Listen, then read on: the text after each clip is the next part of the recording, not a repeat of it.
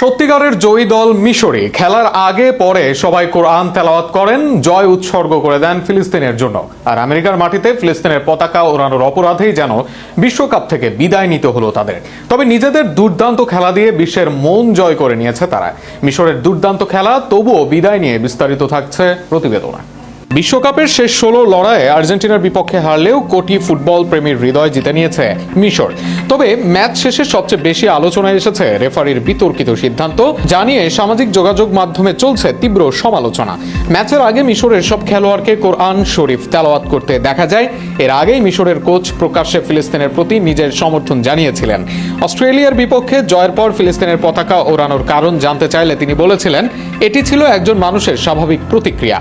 পরে সংবাদ সম্মেলনে তিনি বলেন, পৃথিবীতে যদি এমন কেউ থাকেন যিনি ফিলিস্তিনি জনগণের জন্য সহানুভূতি অনুভব করেন না, তাহলে তিনি মানুষ নন। আমি আরব হওয়ার আগে একজন মানুষের বেঁচে থাকার অধিকারকে সম্মান করা উচিত। তার এই বক্তব্যে উপস্থিত সাংবাদিকরাও করতালির মাধ্যমে সমর্থন জানান। আজ ম্যাচের শুরু থেকে দুর্দান্ত খেলতে থাকে মিশর। 15 মিনিটে মারওয়ান আত্তিয়ার ক্রস থেকে হেডে গোল করে দলকে এগিয়ে দেন ইয়াসের ইব্রাহিম। 19 মিনিটে আর্জেন্টিনা পেনাল্টি পেলেও লিওনেল মেসির শট দুর্দান্তভাবে ঠেকিয়ে দেন গোলরক্ষক মোস্তফা শোবের। প্রথমার্ধে আরও কয়েকটি নিশ্চিত গোলের সুযোগ নষ্ট করে আর্জেন্টিনা। 67 মিনিটে মোস্তফা জিকোর গোল মিশরকে 2-0 ব্যবধানে এগিয়ে দেয়, কিন্তু শেষ 11 মিনিটে ঘুরে দাঁড়ায় আর্জেন্টিনা।